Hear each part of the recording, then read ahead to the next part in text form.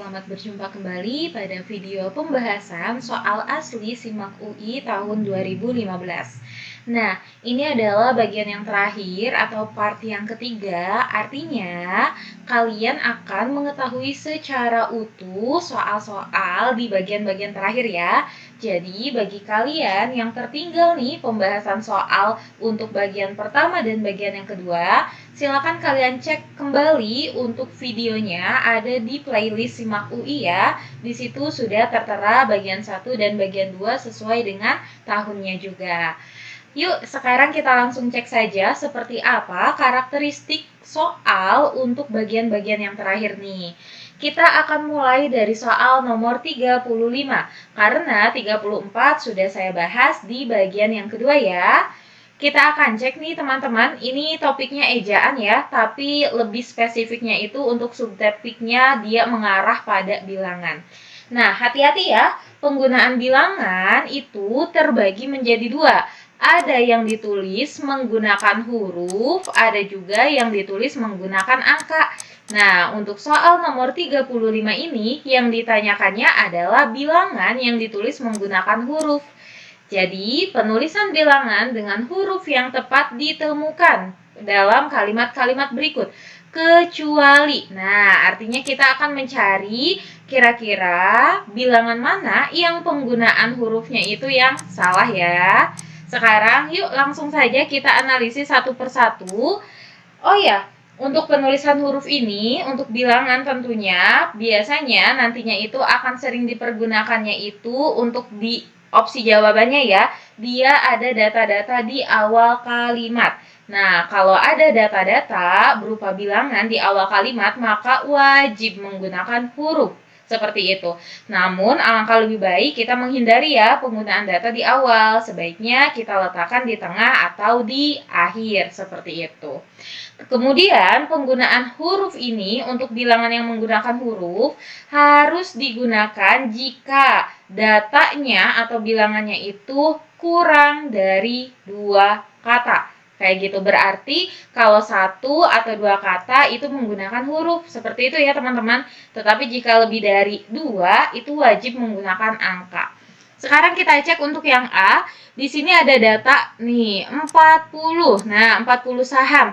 Kalau kita lihat ini ada 2 kata ya. Nah, ini hanya 2 kata. Kemudian ini juga di awal nih. Otomatis penggunaannya sudah tepat. Jadi ini kita eliminasi ya.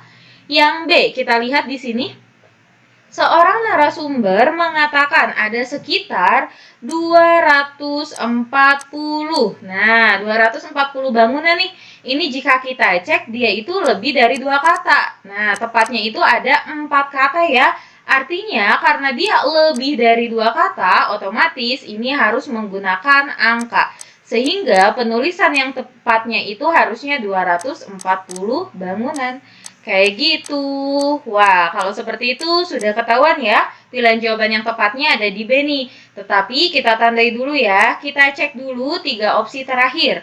Yang C di sini berbeda dengan 3 tahun. Nah, ini hanya 1 kata, jadi sudah pasti betul. Sementara itu 2 orang awak. Nah, ini juga 1 kata ya, jadi coret lagi. Dan yang terakhir 5%. Oke, sip. Berarti jelas ya bahwa pilihan jawaban yang tepat memang ada di pilihan jawaban yang B.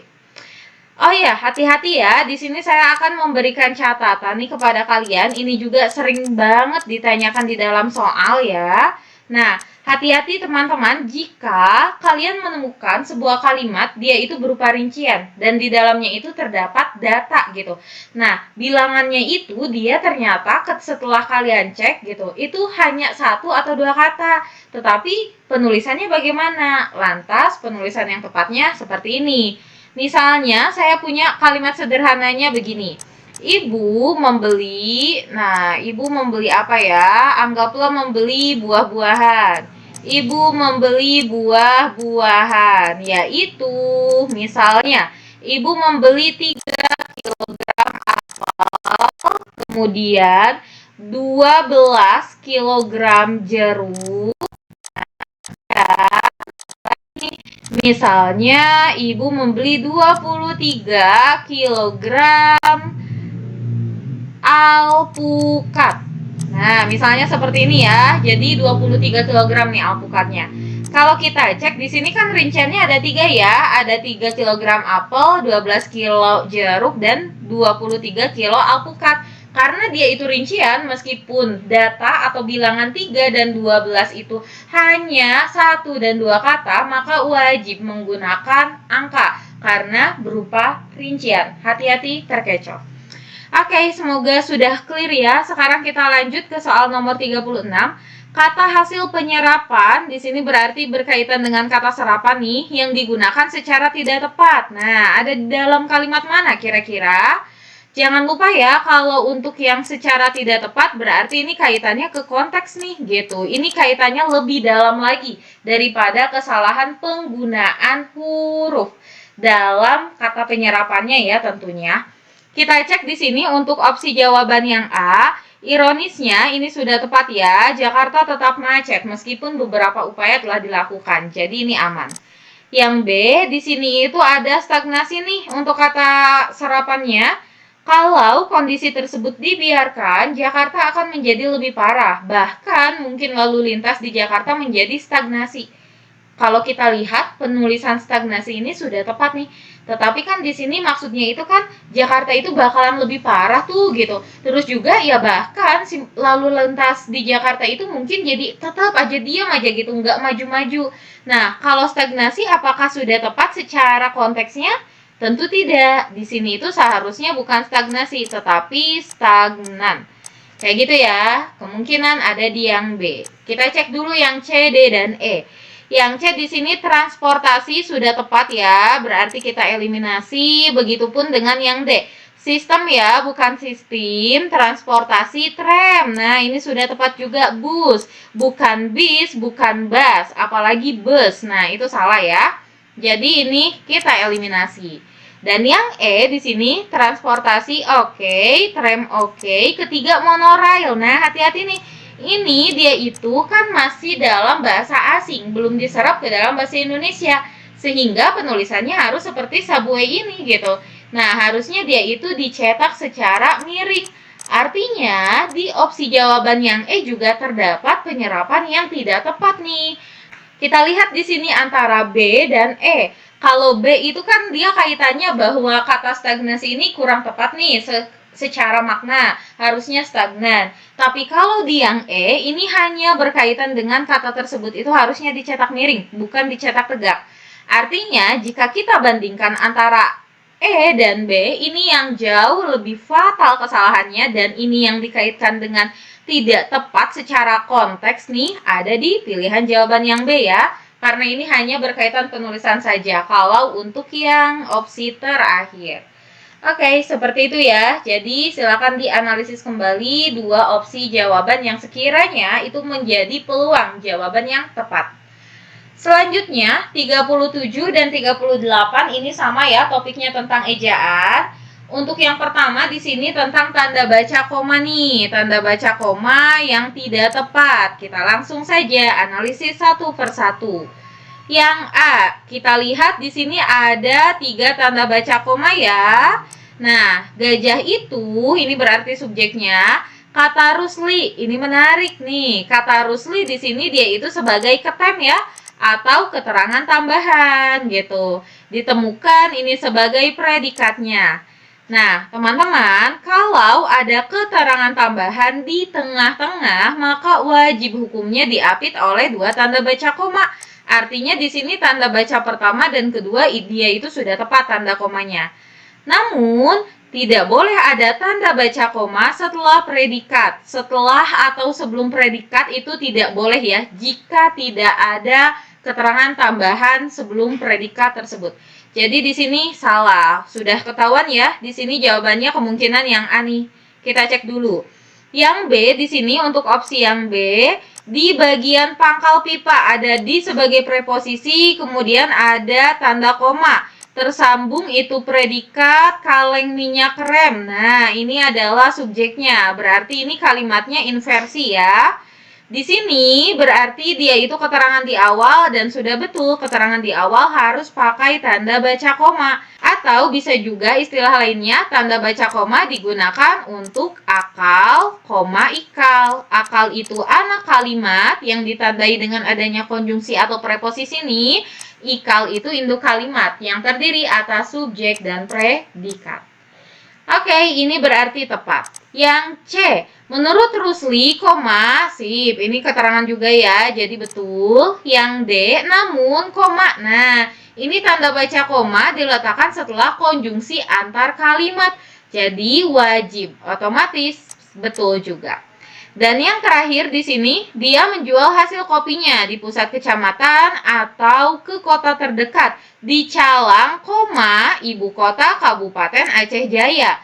Nah, berarti di sini keterangan preposisi lagi atau keterangan tambahan lagi nih. Jadi yang ibu kota Kabupaten Aceh Jaya ini adalah ketemnya. Nah, tapi karena dia itu di tengah menuju akhir, otomatis tanda bacanya harus intonasi final gitu, bukan tanda baca koma. Sehingga penggunaan tanda komanya cukup satu. Artinya yang E pun dia sudah tepat. Berarti jawabannya betul ada di yang A ya. Seperti itu. Cukup mudah bukan? Jadi itu ya untuk tanda baca koma. Selanjutnya, kalimat yang seluruhnya menggunakan ragam bahasa standar. Berarti kalau ragam bahasa standar ini sama halnya seperti ragam bahasa baku ya. Dari segi ejaan, pilihan kata atau diksi, dan struktur kalimat, subjek, predikat. Yuk kita cek ya, karena ini akan berkaitan juga dengan kalimat efektif sebetulnya. Hanya saja untuk ciri-cirinya fokus di tiga ini, ejaan, diksi, dan struktur. Kita cek satu persatu. Yang A, sebagian besar kegiatan berlangsung di sanggar yang menyebut dirinya ladang dan jombang. Di sanggar yang menyebut dirinya. Nah, ini dia tidak logis ya. Penggunaan diksinya itu agak kurang pas sehingga nantinya ujung-ujungnya nggak logis. Berarti ini dia itu tidak menggunakan ragam bahasa baku. Kayak gitu ya. Karena ada apanya yang tidak pas. Di sini tadi diksinya gitu.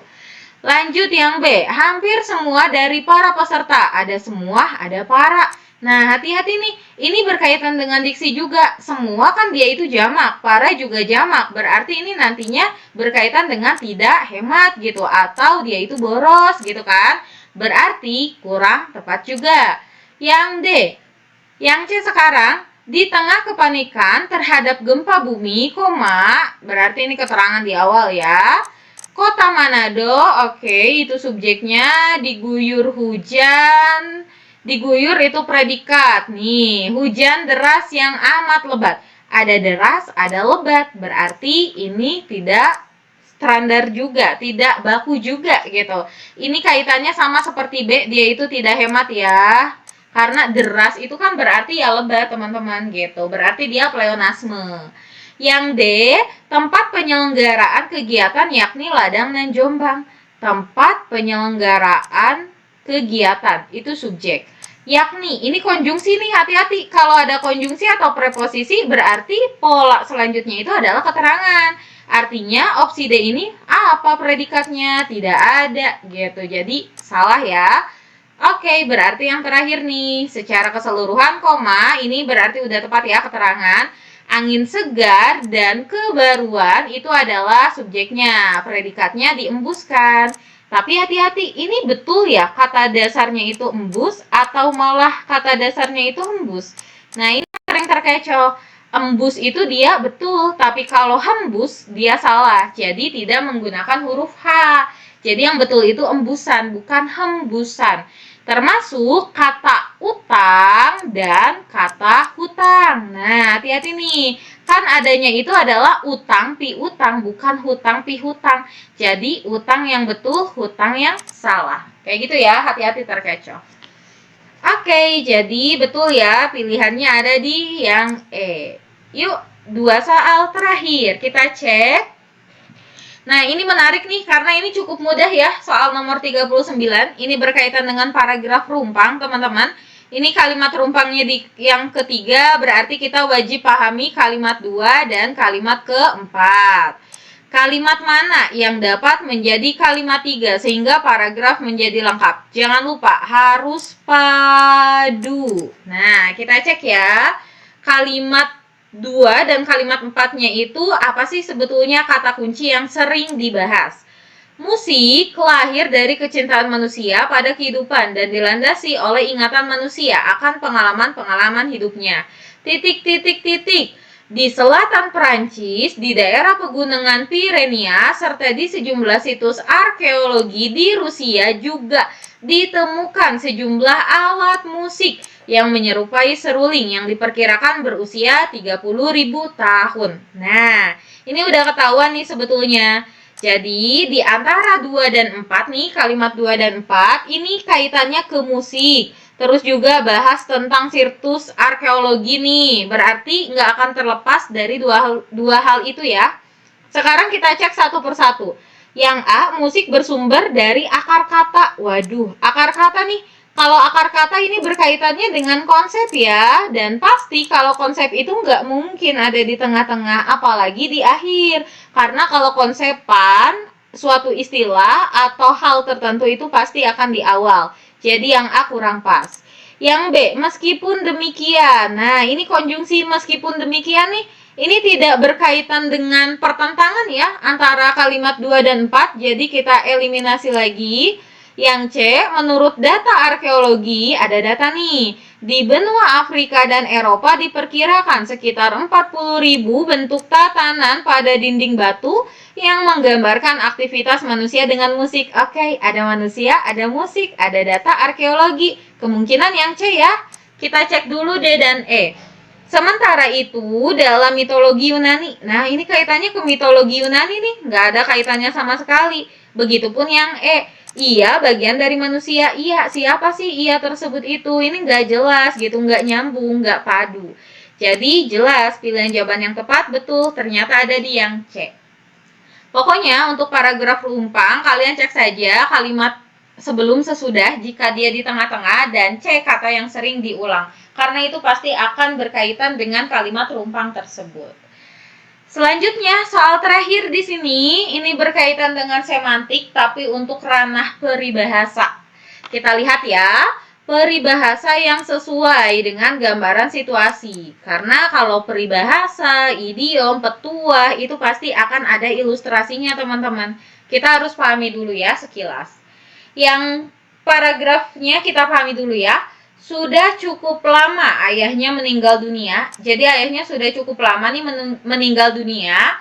Warga di desanya masih mengingat jasa-jasanya. Wah, dari dua kalimat awal itu sudah ketahuan loh. Kan katanya udah cukup lama nih ayahnya itu meninggal dunia. Nah, berarti kan harusnya kalau udah meninggal ya berarti kan nggak ingat lagi gitu kan ya di sini untuk jasa-jasanya gitu. Untuk di desanya, warga desa ya. Ini warga desa nih kaitannya. Nah, tapi di sini warga desa itu masih mengingat jasa-jasanya. Berarti kan jasa-jasa ayahnya yang dimaksud di teks tersebut itu luar biasa ya, sampai selalu diingat. Berarti jawabannya yang mana? Ada di yang B di sini, gitu. Kita cek ya. Hancur badan dikandung tanah. Badan nih hancur dikandung tanah, berarti udah meninggal. Budi baik dikenang juga, gitu. Dikenang juga. Berarti udah meninggal pun tetap budi baiknya itu dikenang. Ini oleh warga desa loh. Kan itu berarti luar biasa banget ya. Jadi seperti itu teman-teman. Itu untuk soal nomor 40 ya. Peribahasanya ada di yang B. Oke, itulah untuk pembahasan soal SIMAK UI tahun 2015 untuk kemampuan dasar bahasa Indonesia. Jadi silakan kalian pahami kembali, cek-cek lagi. Jika ada yang ingin kalian tanyakan atau ada yang masih bingung, boleh kalian tanyakan dan lempar di kolom komentarnya masing-masing ya. Jangan lupa nantikan untuk pembahasan soal SIMAK UI di tahun-tahun berikutnya. Karena sampai 2019 artinya kita akan fokus dulu ya membahas di bagian-bagian tersebut. Jadi kalian akan mendapatkan pembahasan secara komprehensif. Oke, silakan kalian nantikan untuk pembahasan di bagian tahun 2016 ya. Sampai jumpa.